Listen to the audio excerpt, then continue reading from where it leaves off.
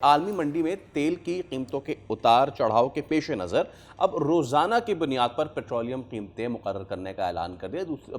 पहले ये हफ्तावार होता था सादिया, ठीक है। पहले ही हफ्तावार वैसे उसका बड़ा एग्जाम, पहले हम 15 दिन में 15 कर रहे दिन थे, फिर ये सूरत हाल खराब हुई तो हम हफ्तावार कर रहे थे, फिर प्रेशर बढ़ा तो फिर अब इसको डेली बेसिस पे किया जा रहा है। तो anyways, all Pakistan petroleum dealers association ने रोजाना कीमतों के निज़ाम को मुस्तरद करते हुए एहतजाज पर गौर शुरू कर दिया है और एक्सपर्ट्स के मुताबिक रोजाना कीमतों में तब्दीली से सार्फिन, ट्रांसपोर्ट और महंगाई पर बराह रास्त असरात मुरतब होंगे। तो एक तरफ एक मार्केट है जो कि ये कहती है कि ठीक है, आप पूरी मार्केट को डीरेगुलराइज करें और जो सूरत हाल बनती है उसको डायरेक्टली आवाम के ऊपर कन्वर्ट करें, और एक सूरत हाल ये है कि जिस पर जब उसको डीरेगुलराइज किया जा रहा है तो लोगों को इस पर तशवीश है और वो ये समझते हैं कि इसको मजीद ऐसे नहीं चलना चाहिए। नदीम अख्तर अराई साहब हमारे साथ मौजूद हैं, आप जनरल सेक्रेटरी हैं कैरियर एसोसिएशन के।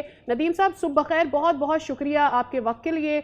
सर, ये एक रिजर्वेशन हमारे सामने आई है, हम तो समझ रहे थे कि हर कोई यही चाह रहा है कि मार्केट को डीरेगुलराइज करें ताकि खुद तयन हो सके कि असल कीमतें क्या होनी चाहिए। अब ऐसे में क्या नुकसान हो रहा है? बहुत शुक्रिया जी, आपने ट्रांसपोर्टर्स का मौक़िफ़ लेने के लिए मुझे इनवाइट किया। मैं आपके तवज्जुह से पूरे पाकिस्तानी अवाम को और हुकूमत को ये बताना चाहता हूँ कि जिस तरह ये रोज़ाना की बुनियाद पे डीज़ल की कीमतों के तयन की बात कर रहे हैं, इससे कारोबार जारी रखना एक दिन के लिए भी मुमकिन नहीं है।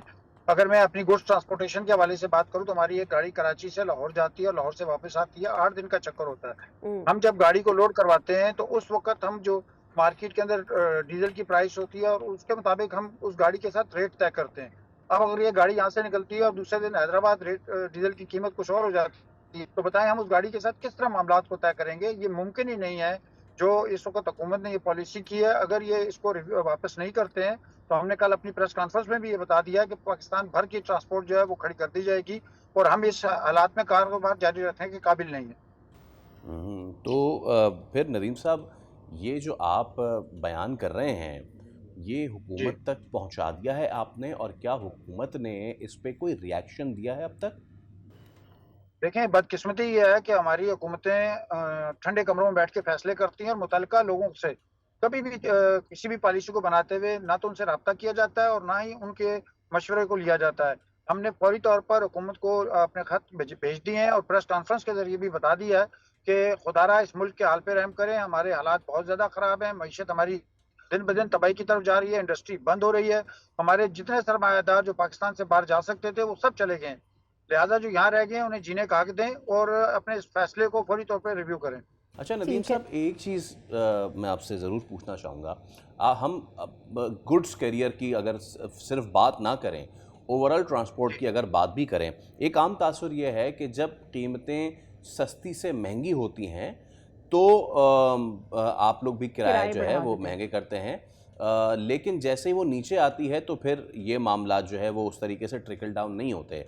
बहुत सारे एक्सपर्ट्स का ये कहना है कि जी डेली तयन से ये होगा कि जो डेली ऊपर नीचे अगर वो ज़्यादा बढ़ रहा है तो वो आवाम पे आएगा, अगर कम हो रहा है तो उसका फ़ायदा आवाम को पहुंचेगा। क्या ये बात ठीक है?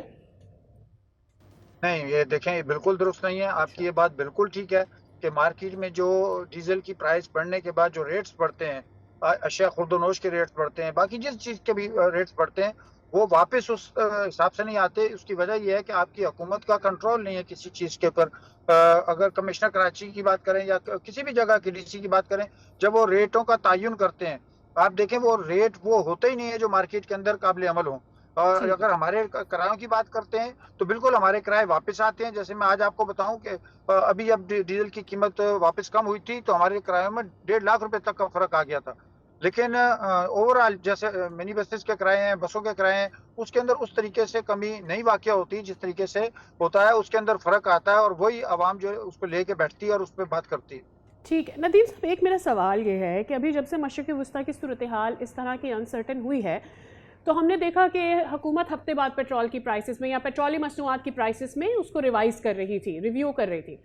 तो आप लोगों का मैकेनिज्म कैसे चल रहा था? जब 15 दिन बाद रिवाइज हो रही थी तो आपका मैकेनिज्म कैसे चल रहा था? और ये एक दिन में रिवाइज होने से किस तरह से अफेक्ट करती है? यानी क्या आप हफ्तावार तब्दील करते थे प्राइसेस इससे पहले? जी, मैं आपको बताऊँ, देखें, आप और हम सब पाकिस्तानी हैं और हम समझते हैं सबसे पहली सोच हमारी पाकिस्तान की होनी चाहिए, उसके बाद अपनी ज़ात और दीगर चीज़ें होती हैं। हम्म। जब मशरिक़ वस्ता की बात आई और फौरी तौर पर डीज़ल की कीमतों में इज़ाफ़ा हुआ, तो हमने कोई हड़ताल, कोई एहतजाज नहीं किया। तमाम एसोसिएशनों ने अपने लोगों के साथ कंसल्ट किया, उन्हें समझाया कि पाकिस्तान मुश्किल हालात में है, अगर कहीं कोई नुकसान भी होता है। मैं आपको अपनी जाती बात बताऊं, मेरा 1.5 करोड़ रुपए का नुकसान हुआ इस सारे काम में, हमने उसको अकोमोडेट किया। लेकिन अगर आप इस तरीके से रोजाना की बुनियाद पर चीजों को सेटल करने की बात करेंगे, हमारे लिए मुमकिन ही नहीं है, ये कारोबार करना पॉसिबल ही नहीं है। ठीक है सर, कोई वजह हो सकती है ना उसके पीछे? जैसे मेरा सवाल करने का मकसद ये था कि क्यों पॉसिबल नहीं है? क्या मुश्किल आएगी आपको कि अगर रात में कोई रेट रिवाइज होता है तो सुबह में आप उसे ट्रांसफर क्यों नहीं कर सकते? उसकी वजह,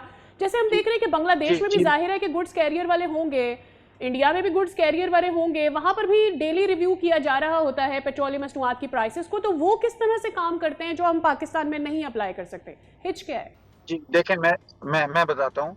अगर आप मुझसे सिर्फ गुड्स के हवाले से बात करेंगी तो मैं आपको उसकी बहुत आसान सी लॉजिक समझा जी जी, देता हूँ। समझाइए। हम आज जो गाड़ी हम लगाएंगे, वो डीजल की जो प्राइस होगी मार्केट में, उसी हिसाब से रेट खुलेगा। हम गाड़ी वाले से जब ये रेट तय कर देंगे और वो गाड़ी यहाँ से जब निकलेगी और सखर जाएगी और पता लगेगा उसमें 35 रुपए का इजाफा हो गया, तो वो गाड़ी वहीं खड़ी कर देगा। वो कहेगा जी मैं अब जिस डीजल की प्राइस पे कराची से निकला था, यहाँ तो हुकूमत ने 35 रुपए बढ़ा दिए, और उसके बाद वो लाहौर जाएगा, पता लगेगा फिर 15 रुपए बढ़ा दिए। यहाँ देखे ना, आपकी हुकूमत की बढ़ाने की जो पॉलिसी है वो रुपयों में है, यानी 35 रुपए बढ़ा देना, 40 रुपए बढ़ा देना। दुनिया में जहाँ कहीं यूरोप की मिसाल आप ले लें, इंग्लैंड की मिसाल ले लें, वहाँ पैसों में रेट बढ़ता है और पैसों में कम होता है। कहीं भी इस तरह नहीं होता कि 50 रुपए, 60 रुपए, 70 रुपए बढ़ा दिए जाएं। तो आपको ये नहीं महसूस होता कि जब ये प्राइस कम होगी, जैसे अभी 84 रुपए यकमुश्त डीजल पे कम किए गए थे, जब ईरान को हमने देखा था कि सेटलमेंट की तरफ जा रहे हैं, तो उसका भी तो फायदा पहुंचेगा ना फिर आपको? जी देखें, जब वो रेट बढ़े थे और जब फौरी तौर पे 84 रुपए कम हुए, हमारी मार्केट में 1.5 लाख रुपए का फर्क आया था, यानी 1.5 लाख रुपए किराया कम हो गया था। ऐसा नहीं कि किराए वही रहे थे। तो उसका नुकसान हुआ था, फायदा नहीं हुआ था आपको? नहीं, देखें, जब डीजल बढ़ा था हमने उसके प्राइस बढ़ाए थे, और उसके बाद जब वो कम हुआ तो हमने उसको वापस कम किए। लेकिन जिन लोगों के सालाना एग्रीमेंट है, सालाना कंपनियों के साथ एग्रीमेंट है, वो कंपनीज बिल्कुल रिव्यू नहीं करती डीजल की प्राइस के ऊपर, जिसकी वजह से सालाना कॉन्ट्रैक्ट पे काम करने वाले लोगों का बहुत बड़ा नुकसान होता है। ठीक है, आपका पॉइंट आ गया। उम्मीद करते हैं कि जो आप लोग एतराज़ कर रहे हैं हुकूमत उस पर कोई जवाब दे। बहुत शुक्रिया नदीम अख्तर आरआई साहब हमारे साथ आप मौजूद। हुकूमत जो ये नया निज़ाम लाई है अली परवेज़ मलिक के हिसाब से तो ये बहुत बेहतरीन है, लेकिन अब ये जो एतराज़ात आ रहे हैं हुकूमत उसको कैसे एड्रेस करती है, इसको देखना होगा। सब्सक्राइब करें और बेल दबाएं ताकि कोई खबर रह न जाए।